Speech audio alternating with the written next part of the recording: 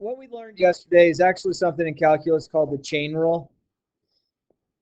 And the chain rule just has to do with, you have something grouped, and then you have an exponent. You could have something out in front of it. So it's basically just going through a sequence of events in order to get the derivative. So problem number 2 on 4-5, they have g at x is equal to x squared plus 4x, and then that's to the minus 2. Okay, so if I want to do g prime of x, I'm going to bring this negative 2 down front. Inside stays as is for right now, and then I subtract 1 from this, and that becomes the new exponent. Once you get to that point, you want to take the derivative of the inside, so the derivative of the inside is 2x plus 4, and that problem's done. Okay, that's the derivative. Yes, it could be cleaned up a little bit, but as far as what I want you to do in this class, I'm not worried about you cleaning them up in their entirety. When I say clean it up, the x squared plus 4x raised to the negative third should move to the denominator, but I'm not going to worry about too much. Just warning that if you do take a calculus class later, they will probably have you clean it up. Okay? Is that one okay? That's chain rule. Cool. All right. And let's take a look at number 7.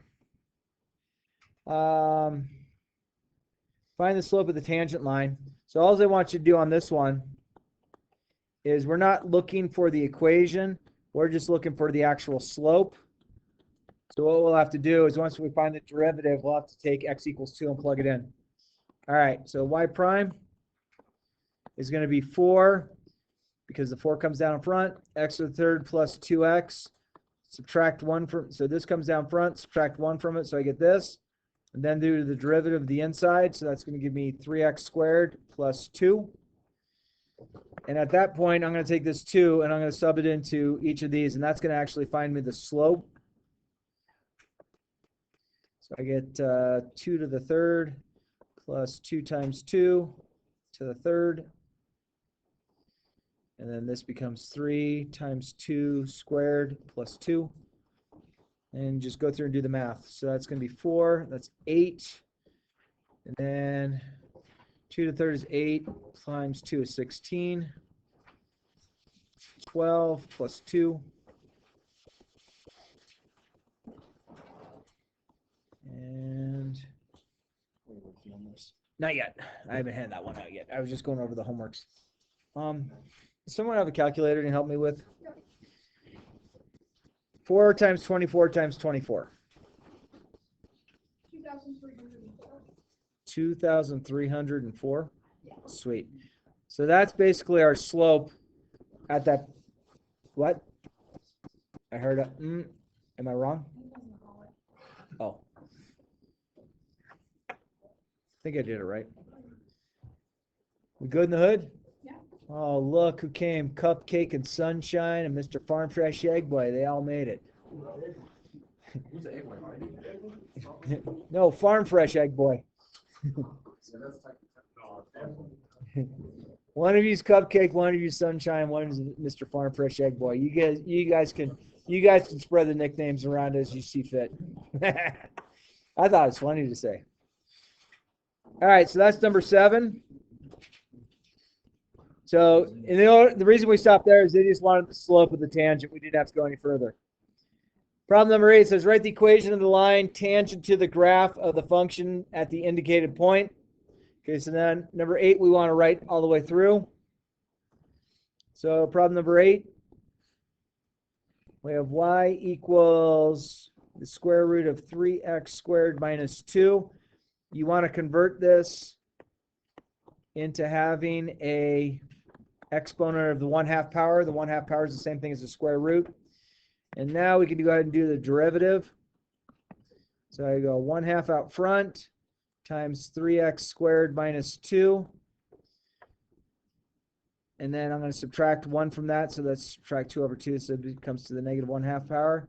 And then the derivative of the inside is just going to give me 6x. And so if we wanted to start cleaning this up a little bit, we could. This 2 and this 6 could reduce. This is going to move to the bottom, so my actual cleaned up derivative would be 3x on top over the square root of 3x squared minus 2 on bottom. It actually is okay to leave the square root sign in the denominator in math. This was just something they indoctrinated us to think that having a radical in the bottom was a bad idea, because before calculators, it was harder to do long division with a radical in the denominator than on the top. It's the only reason we do it, rationalizing. But now we have technology. I keep bringing it up in meetings going, can we get rid of rationalizing denominators? Oh, no, we need that. Why do we need it? Oh, because, why do we need it? Well, the only reason we do it is it's harder to divide a bottom number into a top number when the bottom number is a square root. Oh, so can we get rid of it? No, we should keep it. Okay, so let's find the slope. So that's going to give me 3 times 3 on top. And that's going to give me 27 minus 2 on bottom. So I'm going to get 9 over square root 25, which is 5. That's my slope. And if I want to find my equation, I'm going to take this 3 and plug it in up here. And that's going to give me 3. Oops, 3 is still inside. 3 times 9, which is 27 minus 2. So that gives me square root 25, which is 5. So the point 3 comma 5, being this is the 3 here, this is the 5 here. And then I plug into my point slope.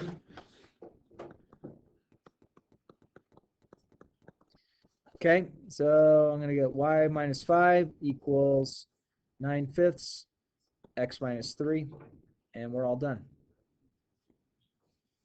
So this is my equation that is tangent to the equation at 3, and that's the straight line that would go right through it. All right, so number 10 might have had a question about how to do it. Agree? Okay. So let's figure out the marginal revenue. The marginal revenue means that we need to take the derivative. All right, let's saw through number 10 the best we can. And I'm actually going to do this in parts. So this is R equals 1,500 x plus 3,000 2x plus 3 minus 1 minus 1,000. Okay, and they want to say, what happens when we have x equals 100? Okay, so all we're going to do is we're going to find the derivative. Okay, what is the derivative just of this? What's the derivative of 1,500x? 1,500. Okay, so is everyone okay at that point? So now I'm actually going to use the chain rule on top. So this is going to become negative 3,000. The reason is that comes down, minus 1 times 2x plus 3 to the negative 2 times the derivative of the inside, which is 2. And the derivative of 1,000 is just 0. So clean it up a little bit so it becomes nicer for us to work with.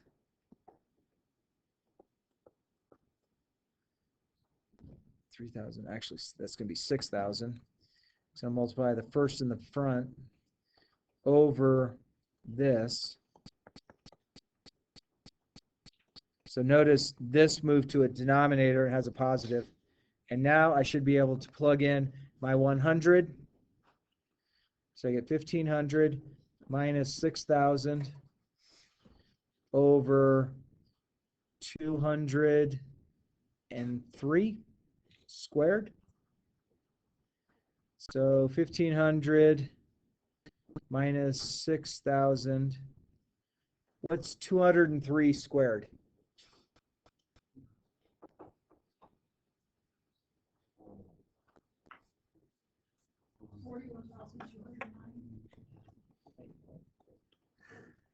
203 times 203? Is it 41,209? 203 times 203. Got it? All right, what is 6,000 divided by 41,209?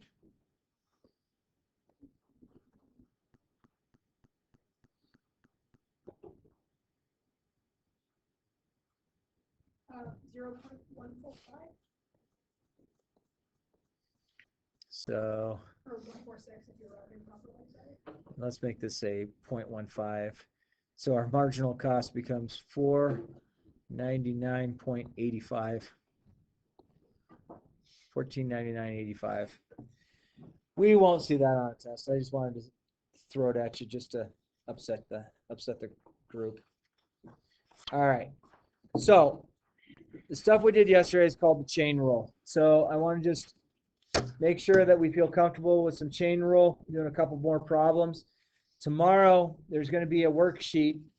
I would like you, and I told the sub, write whatever you want use whatever you want, including each other on the worksheet, but I want you to try and turn the worksheet in at the end of the period.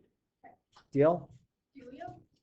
I don't care who you work with, if you all work together, if none of you work together, if some of you work together. And heck, being you have your cell phones out, see if you can do photo math on it, see if you can get the derivative. Like, wait, said never in math? He said use photo math, best day ever.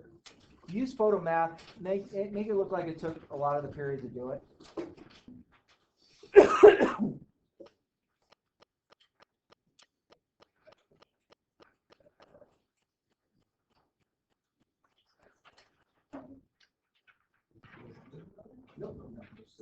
More notes.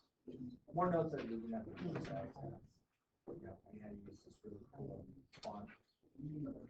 Unbelievable font today. You have no idea.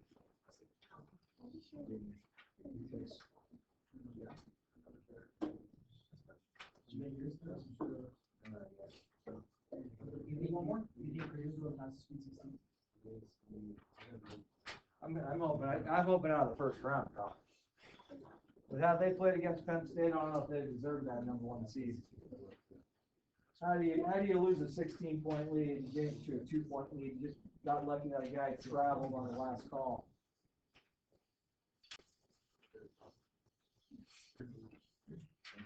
Did everyone get one of these green sheets?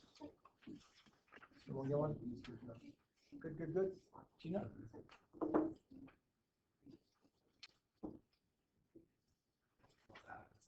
My goodness. I think his mother works here or something.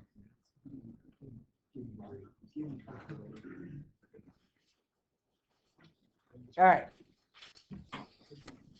So let's make sure we feel comfortable with this chain rule, and then we'll be done. Just one side of this, that's it. But again, does that make sense for tomorrow? Please do the worksheet that is provided to you. And then if you don't get it done, that's fine. Just hand in what you got. Okay, I'm not going to grade it as a quiz. I'm not that guy. All right, so that first court problem. Let's see if we, right now, if you can start walking me through the chain rule with this. Okay. So the first thing I will tell you is that's the original 3. What's next? That 3, this 3 just comes straight down. That's fine. Not going to factor. Yeah, I'm going to bring this 3 also down front. What happens to this 3 as well? It goes down to 2. Yeah, you subtract 1 from it. So then you get times your parentheses, and this becomes to the second power. Is that okay? Yeah. Okay. Then I have to take the derivative of the inside. What's the derivative of the inside? Just the same as it was. Nope, the derivative of the inside is 2x plus 2. 2x plus 2. Okay, so that's our derivative. Yes, we're going to have to clean it up. We don't necessarily have to clean it up entirely, but we want to know what the tangent equation is at x equals 1. So I'm going to replace each of my x's with a 1. So far I know I have 9, 1 squared plus 2 minus 3, quantity squared, 2 times 1 plus 2. So I just did the math that was there. Okay? Oops, that should be a prime, that should be a prime. Okay, so now I have y prime equals 1 plus 2 is 3. 3 minus 3 is 0. Times 4. So did I get lucky enough to say, hey, look at that? That's what our slope is.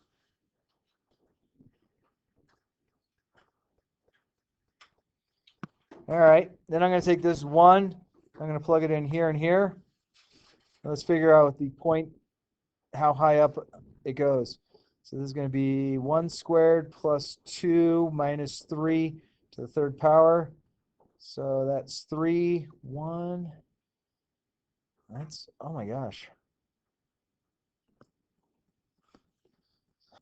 So at 1 comma 0, if I plug this into y minus y1 m times x minus x1, and I plug in my y, and I plug in my slope, and I plug in my x minus 1,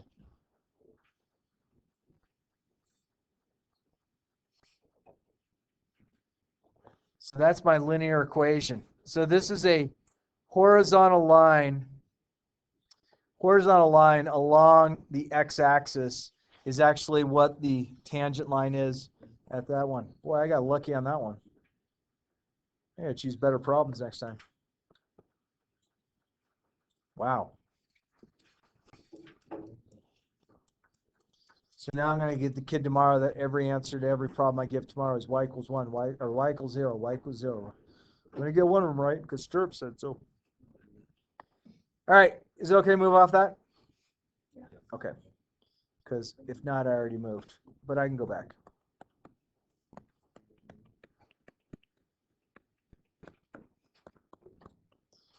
Okay, let's find the derivative of this. So all I want to find is just the derivative. So the negative 1/3 comes, the 1/2 comes down front, the original stays as is. I subtract 1 from this, which is 2/2, which is negative 1/2. And then I take the derivative of the inside, so that's 2x plus 3. Okay, I guess you could clean it up a little bit. So I'm going to get negative 2x plus 3 over 6 square root of x squared plus 3x. This is our truly cleaned up, nicest derivative ever, ever, ever. Now, a lot of times in calculus, you're coming across crazy stuff like this. I can't tell you where in the world this is ever applied in actual mathematics in the world. It's just in calculus, they start putting some goofy equations together going, where did this come from? I'm not trying to rip on calculus, but I kind of like to make fun of them a little bit. Cool. Last problem. Ready? Set? Adventure.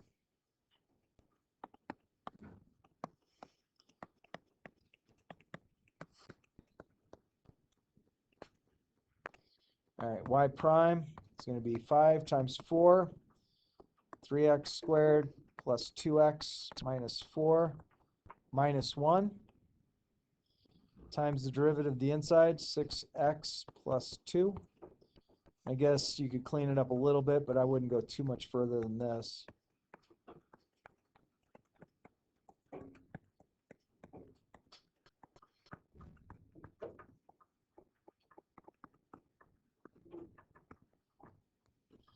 Is everybody good in the hood? Y'all didn't want too much homework tonight, did you?